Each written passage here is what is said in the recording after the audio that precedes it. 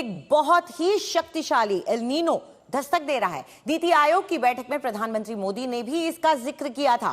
प्रधानमंत्री ने राज्यों से पानी बचाने की अपील की है, जैविक खेती की बात की है। एल नीनो एक मौसम फिनोमेना है जिसकी वजह से दुनिया भर में बारिश का चक्र प्रभावित हो जाता है। कहीं सूखा, कहीं बाढ़, ऐसे हालात बन जाते हैं।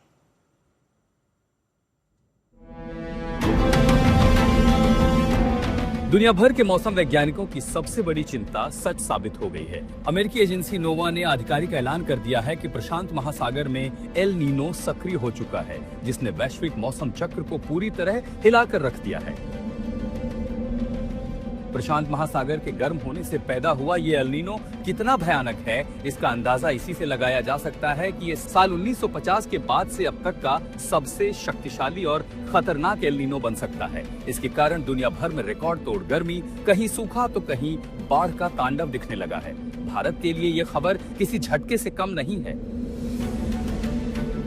साल 1950 के बाद ये सबसे बड़ा खतरा पूरी दुनिया पर मंडरा रहा है, क्योंकि आमतौर पर पश्चिम से पूरब की ओर चलने वाली हवा का रुख अब उल्टी दिशा में होगा। प्रशांत महासागर से उठने वाली गर्म लहरें पूरी दुनिया पर प्रभाव डालेंगी, जिसका असर भारत पर भी होगा। जैसे कि इस दक्षिण पश्चिम मानसून की दिशा में परिवर्तन, उसकी स्थिति में परिवर्तन, और इसके चलते या तो कहीं सूखे का संकट होगा, कहीं भीषण बाढ़ आएगी। और इसी वजह से देश की सरकार भी चिंतित है। प्रधानमंत्री ने नीति आयोग की बैठक में तमाम राज्यों के मुख्यमंत्रियों से कहा कि वो जल संरक्षण पर ध्यान दें, एल नीनो के खतरे से बचाव करें। एल नीनो की सीधी मार हमारे मानसून और कृषि क्षेत्र पर पड़ने वाली है। यही वजह है कि प्रधानमंत्री नरेंद्र मोदी ने भी राज्यों को इसके प्रति आगाह करते हुए तुरंत बड़े पैमाने पर जल संरक्षण के उपाय करने के निर्देश दिए हैं। एल नीनो के मजबूत होने से मानसून कमजोर पड़ सकता है। अगर बारिश कम हुई तो खरीफ फसलों के उत्पादन पर सीधा असर पड़ेगा। सर्दियों तक ये और खतरनाक रूप ले सकता है, जिससे खाद्य सुरक्षा के लिए गंभीर चुनौती खड़ी होगी। वैज्ञानिकों ने चेतावनी दी है कि ये एल नीनो सर्दियों तक अपने चरम पर पहुंचकर जलवायु संकट को और गहरा कर देगा। अब देश की नजरें इस बात पर टिकी हैं कि मॉनसून इस महासंकट से कितना निपट पाता है और हमारी खेती इस मार को कैसे झेलती है। आशुतोष मिश्रा के साथ ब्यूरो रिपोर्ट, आज तक।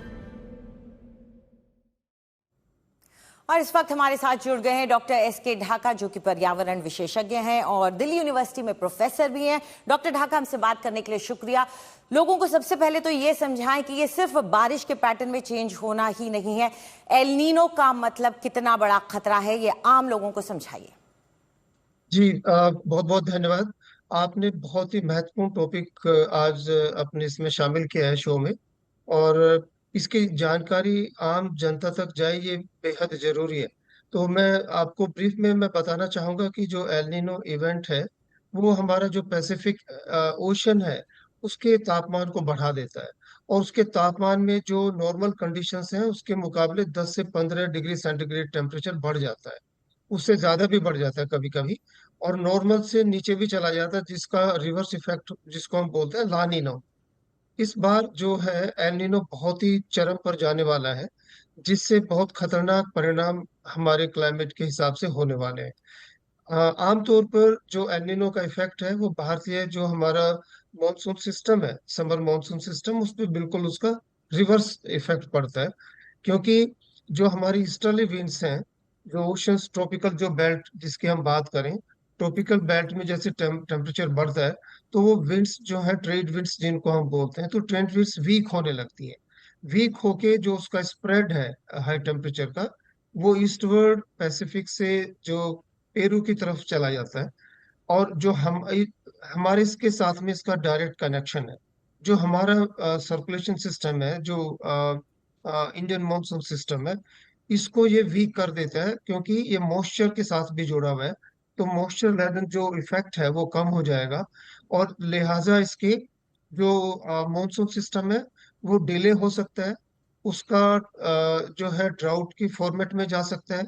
कई जगह पे नॉर्मल कंडीशंस भी हो सकती हैं, बट ज्यादातर जगहों पे ड्राउट हो सकती है, और ये डिले हो सकता है। डिले होने का मतलब है कि जो हमारी खरीफ की फसलें हैं उसकी बुआई और इस पे फर्क पड़ता है।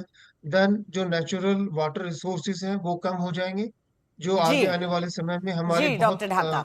जी जी, तो शुक्रिया काफी शुक्रिया इस पूरी जी जानकारी के लिए। तो ड्राउट यानी सूखा, इसका मतलब तो हम सभी जानते हैं कि इसका क्या असर होता है हमारे देश पर। हमारे साथ इस वक्त हमारे सहयोगी आशुतोष मिश्रा जुड़ गए हैं। और आशुतोष, जाहिर है चिंता की बात है, तो प्रधानमंत्री की बैठक हुई है नीति आयोग की और उसमें पानी बचाने की अपील राज्यों से की गई है। इससे क्या मदद मिलेगी?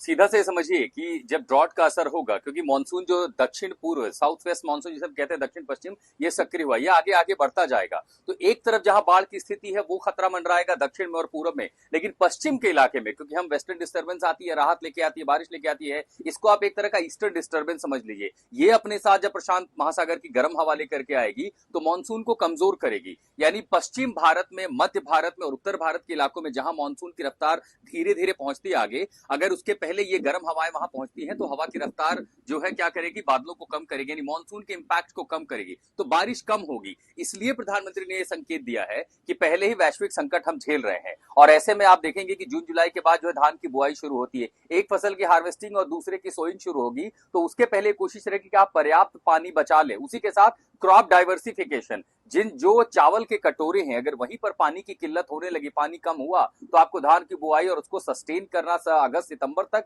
वो अपने आप में बड़ी चुनौती होगी। और इसीलिए कि नीति आयोग की बैठक में अगर प्रधानमंत्री इस बात को लेकर के सभी राज्यों से कह रहे हैं कि हमें एल नीनो की चुनौती से निपटना है, ये एक साधारण घटना नहीं है। आमतौर पर मौसम जलवायु परिवर्तन की बात ना बहुत किताबों में रह जाती है, लेकिन अगर सरकार इसको लेकर चिंता जता रही है तो वाकई मामला बेहद गंभीर है। जी बिल्कुल आशुतोष, चेतावनी इसीलिए दी जाती है ताकि सब इससे निपटने के लिए तैयार हो जाएं। शुक्रिया इस पूरी जानकारी के लिए।